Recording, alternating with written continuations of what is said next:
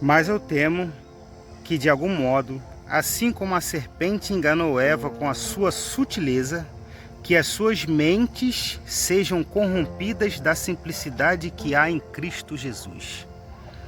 O texto que eu acabei de ler para vocês se encontra na palavra do Senhor, nas cartas de Paulo, a segunda carta de Paulo aos Coríntios.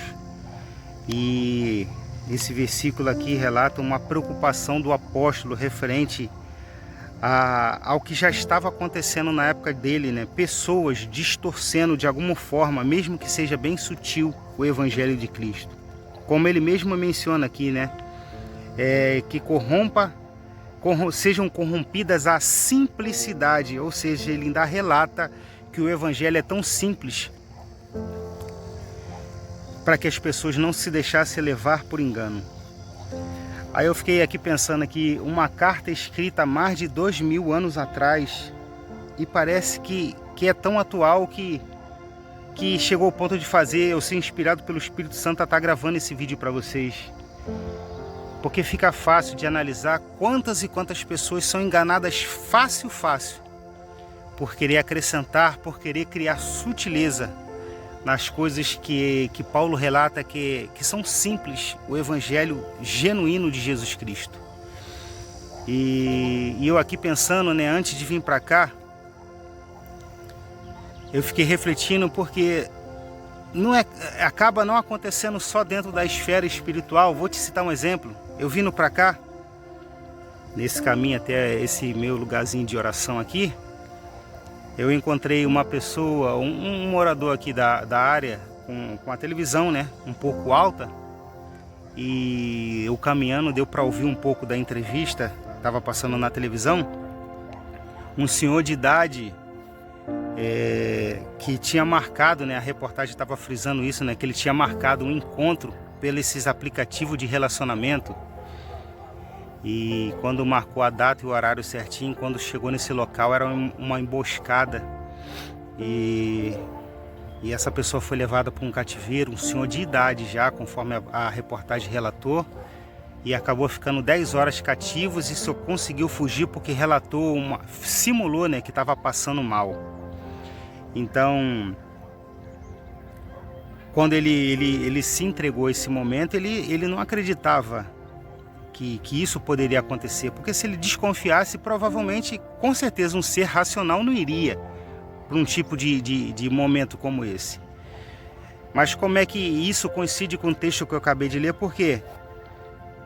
Porque Paulo, o apóstolo Paulo, ele relata a sutileza, né? A sutileza do engano. E foi o que aconteceu com esse senhor. Foi seduzido pelo engano de um momento, o engano de uma notícia falsa. E quantas vezes a gente passa isso nos nossos dias, na fé, né? Tu pode ver quanta gente enganada, né? Com palavras que não correspondem ao que o Evangelho relata. Pessoas, várias e várias notícias de pessoas enganadas por agiotas, enganadas por vários e vários outros esquemas. Então isso mostra a sutileza do engano, né? Que nem Paulo fala, assim como a serpente enganou Eva. Então eu estou fazendo questão de relatar esse acontecimento desse senhor, para deixar bem claro que não precisa ser só nesse ambiente espiritual. A gente está cercado por engano de todos os lados. Vai ter sempre alguém usando de ferramenta, de sutileza, que nem Paulo menciona, né? A sutileza da serpente, para tirar a gente do verdadeiro foco. Porque esse senhor, quando caiu na emboscada, desde o princípio, para a pessoa que estava do outro lado da telinha, era enganar esse homem, era roubar esse homem e fazer maldade com esse homem. E na verdade o outro lado estava igual Eva, acreditando, né, naquela sutileza, né? Enfim, que vocês possam ficar mais atentos, assim como eu vou procurar ficar também mais atento, que isso engloba todas as áreas da nossa vida. Se você é um cristão, não se deixe levar por engano, mesmo que a pessoa tenha uma retórica excelente quando estiver pregando a mensagem, quando estiver ministrando a palavra. Ficar sempre atento, que nem o povo de Bereia, que a Bíblia relata que quando Paulo pregava, eles ficavam analisando o que Paulo pregava para depois ver nas escrituras se o que Paulo falava era verdade. E na esfera social, né, que qualquer tipo de coisa que pareça ser fácil demais, sutil demais, desconfie. A desconfiança, ela não é maligna, não, ela é preventiva. Ela vai te prevenir de muitas coisas.